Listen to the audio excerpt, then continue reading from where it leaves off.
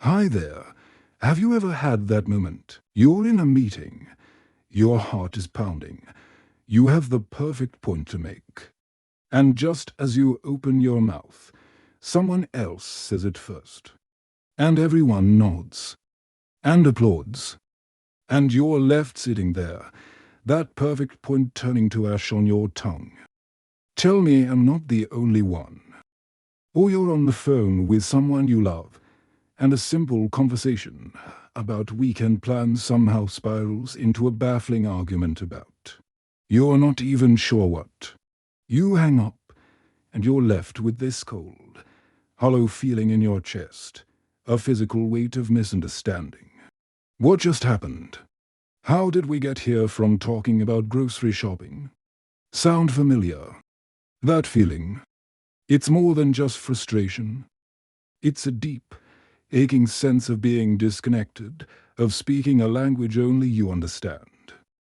It quietly chips away at your self-worth, makes you question your own clarity, your own sanity sometimes.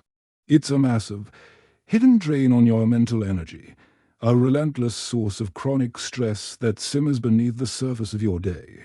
Left unchecked, this constant miscommunication is a direct pipeline to emotional exhaustion, flirting with the edges of total burnout.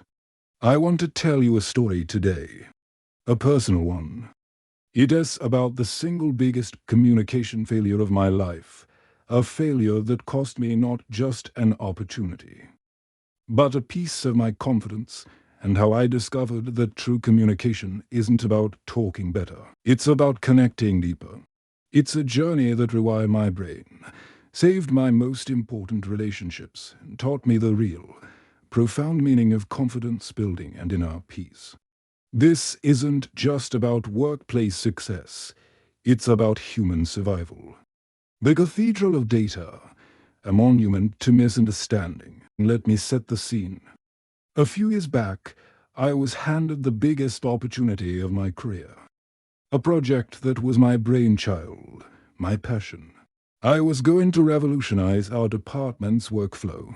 I spent months, literally months, like a hermit buried in data. I lived in spreadsheets. I had charts that could make a statistician weep with joy, forecasts with confidence intervals tighter than a drum, and a 60-slide deck that was, in my mind, a thing of pure, logical beauty. I was armed to the teeth with facts. I was ready for war. I walked into that boardroom, my fancy slides on the big screen, my heart thumping a rhythm of pure ambition. For 45 minutes, I was a machine gun of logic. I fired off data points. I launched bullet points. I deployed graphs like strategic weapons.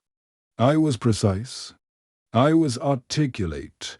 I was utterly, completely, and tragically ignored. When I finished, the silence wasn't just silence. It was a vacuum. It sucked all the air out of the room. The head partner, a man I deeply respected, took off his glasses, rubbed his eyes, and said in a flat, exhausted tone, "Thank you for all that. We will be in touch." I packed my things, my hands trembling so badly I could barely click my laptop case shut. I had not just failed. I had been invisible. The stress was immediate, a sharp, metallic taste of panic in the back of my throat. I had tied my entire sense of self-worth to this moment, this presentation, and it had just evaporated in front of me. The walk back to my desk felt like a mile-long march of shame. I was primed for a total burnout, and I didn't even know it yet. The anatomy of a ghost, dissecting the failure. I spent the next week in a fog of overthinking. It was a relentless, spinning carousel of doubt. What did I miss? Was my data wrong? Was I not smart enough? Did they not like me? I replayed every second, every slide, every facial expression in the room. It was a brutal cycle of self-flagellation, a perfect recipe for stress management. If the goal was to have none at all, You'll never guess what happened next. I finally worked up the courage to ask my mentor, James, for a coffee and feedback. I expected him to tear apart my financial models. He listened patiently to my anxious recap, sipping his coffee, and then he said something so simple it completely dismantled my world. Your problem, he said, leaning forward, wasn't your logic. It was your humanity. You spoke to them as if they were spreadsheets. You gave a monologue, not a dialogue. You built a cathedral of data, but you forgot to put a door on it for people to walk in. You forgot that to move people, you need to connect with their fears, their hopes, their story. Not just their cerebral cortex. Mind-blowing, isn't it? I had committed the cardinal sin of modern communication. I assumed that because I was clear, they were convinced. I was communicating from my world, my bubble of expertise, not theirs. This was my first brutal lesson in emotional intelligence. I was all brain, no heart. And as the Stoics knew, and as modern science confirms, the heart is the doorway to the mind. I had bypassed the heart entirely, and my message had crashed against a wall of polite indifference. The three silent killers of connection, ego, assumption, and static. This failure sent me on a quest. I was determined to never feel that invisible again. I devoured books on Stoic philosophy, on positive psychology, on neuroscience and ancient rhetoric. And I started to see, with painful clarity, the three invisible barriers I had built with my own hands. First, the ego barrier. I was so invested in being seen as the smart one, the expert, that my message became about proving myself, not about helping them. It was a desperate, clumsy act of confidence building that, ironically, shattered my credibility. The Stoics have a powerful saying, you have power over your mind, not outside events. Realize this, and you will find strength. I was trying to control their approval, their yes, instead of commanding my own delivery, my own clarity, my own authenticity. I was performing, not communicating. Second, the assumption barrier. I assumed I knew what they cared about. I never once asked, what are your biggest concerns about the current system? Or what would a win look like for you, personally, in this?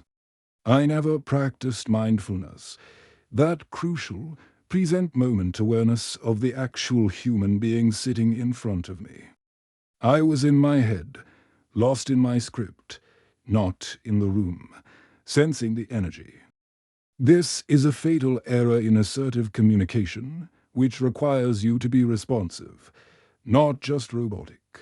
And third, the static barrier. The noise, the internal chatter of my own anxiety. Are they bored? Do they get it? The overthinking about every single word that was about to come out of my mouth. I was so busy rehearsing my next line that I was deaf to their nonverbal cues, the shifting in seats, the glazed eyes, the subtle frowns of confusion. I had zero capacity for active listening, which is the absolute bedrock of all true connection. My internal static was jamming my own signal. Sophie's story, the client who couldn't be pleased. But let me make this real for you. Let me pull back the curtain on a real-life scenario that perfectly illustrates this transformation. Let me tell you about my friend, Sophie. Sophie is a brilliant, wildly creative graphic designer, but she was on the verge of firing her biggest client, a decision that would have been financially devastating. Let's call him Liam. Picture this. Every single feedback call with Liam was a descent into ninth circle of creative hell. Sophie would present a design, her heart filled with hope, and Liam would just grunt. I don't like it. It's not me. That was it. No clarity, no direction, Just a vague, soul-crushing rejection. Sophie would then spend days in a pit of overthinking, staring at her screen, creating 3 new versions, pouring more of her soul into each one, only to get the same vague, frustrating response on the next call. She was drowning in stress. Her productivity for her other clients plummeted. She was working 70-hour weeks. Her energy protection was 0. And she was facing total creative burnout. She called me one night, her voice shaking, ready to quit a huge part of her income just to make the pain stop. "This is impossible," she said, and I could hear the exhaustion that was bone deep. "He doesn't know what he wants. He's irrational. I'm pouring all my energy into a black hole." And then the plot thickens. I asked her one simple question, the same question my mentor had implicitly asked me. "Sophie, forget the fonts and the colors for a second. What does Liam fear?" She was silent for a long moment. What is he afraid of? If this design fails, what happens for him? Is he afraid his boss will think he's a bad manager? Is he afraid his customers will think his company is outdated or cheap? What's the nightmare playing in his head? I could almost hear the gears shifting over the phone. She was so deep in the what of the design, she had never considered the why of his resistance. Fast forward to her next scheduled call with Liam. Sophie, armed with this new perspective, didn't open with a new design. She took a deep breath, practicing her emotional regulation, and said, "Liam, before I show you anything today, I want to get this perfect for you. To do that, I need to understand a bit more about what success looks like from your chair. Help me out. When you think about your brand's biggest launch this year, what's the one thing you're most worried about going wrong? You won't believe what unfolded." The dam broke. Liam, for the first time, started talking. Not about fonts and colors, but about his terror of being seen as cheap or amateur in his hyper-competitive market.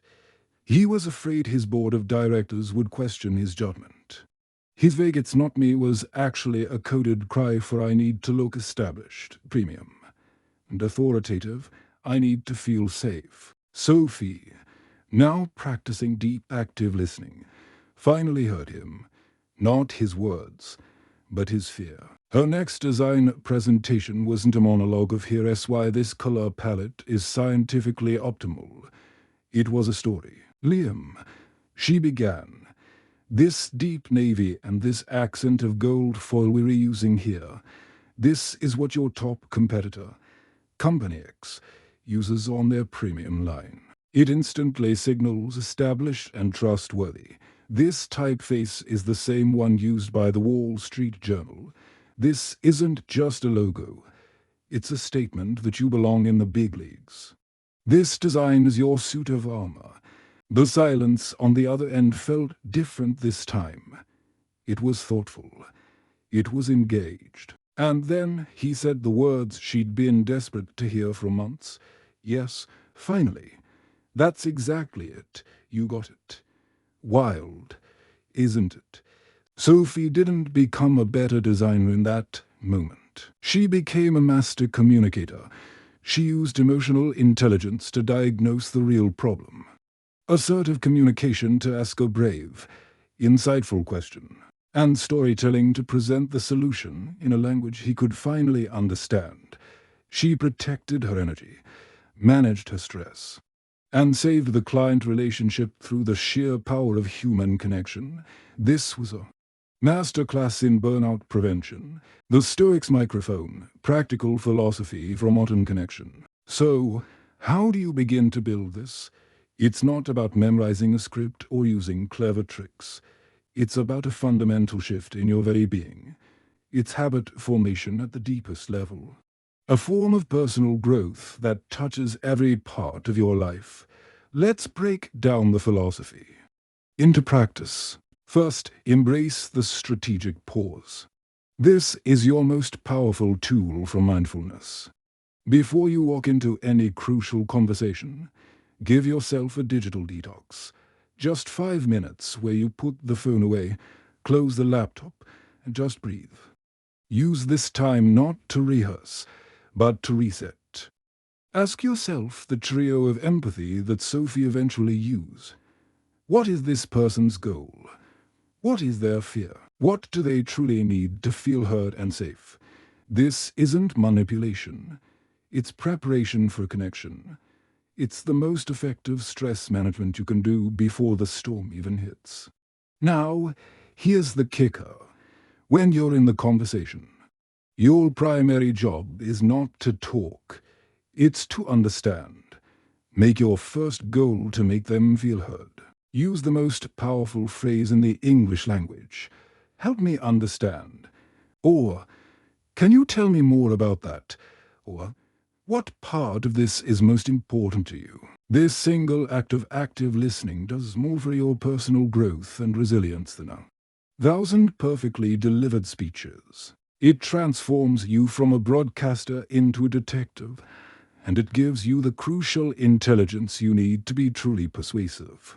And then, learn to speak the language of stories. We are not narrative creatures, we are narrative processing creatures. Our brains are wired for story. Data is processed by the intellect, but stories are felt by the whole person. Don't just say we need to improve efficiency. Instead, try this. Imagine if our team was a rowing crew. Right now, it feels like we're all rowing hard, but in slightly different directions. So we're fighting the water and going in circles. Let's get everyone synchronized, pulling together on the same beat. So we can glide through the water effortlessly and leave our competitors in our wake. You're not just sharing information, you're building a visual connection. You're creating a shared mission. This is the heart of positive psychology, focusing on a solution that feels inspiring and achievable. And this might be the most important part. Trust your gut as data. That tightness in your chest. That feeling of unease when a conversation goes sideways, that's not you being irrational. That is your emotional intelligence. Your subconscious mind processing a million data points your conscious mind has missed, screaming at you. It's valuable data. Treat it with respect. When it flares up, it's your built-in system for energy protection. Honoring that intuition, giving yourself permission to pause or redirect the conversation, is a profound act of self-care and boundary setting. It's you saying, my internal compass is valid, and I will navigate by it. The ripple effect, from invisible to influential. What happens when you start practicing this? The ripple effects are incredible. This isn't just about nailing a presentation or handling a tricky client call. This is about rewiring your entire social ecosystem. Think about your personal relationships. How many arguments start from a simple misunderstanding? When you practice active listening with your partner or your kids, you stop the conflict before it starts. You move from, you always, to, help me understand why you feel that way. This is the foundation of resilience in a family. It's the ultimate burnout prevention for your home life. Consider your time management. How much time do you waste cleaning up messes created by poor communication? The clarifying email you have to send, the second meeting you have to schedule, the apology you have to make. When you communicate clearly and connect deeply the first time, you save an enormous amount of time and mental energy. Clear communication is the ultimate productivity hack that nobody talks about. And finally, your self-worth. When you consistently feel heard and understood. And when you can reliably help others feel the same way. Your sense of authenticity and self-assurance skyrockets. You are no longer at the mercy of every awkward silence or misunderstood comment. You have a skill set. You have a methodology. You have a Stoic philosophy for a conversation. You can't control the other person's reaction, but you can control your own preparation, your own empathy, and your own clarity. This is true confidence building, the unshakable calm. You're a new reality. This journey, it changes everything.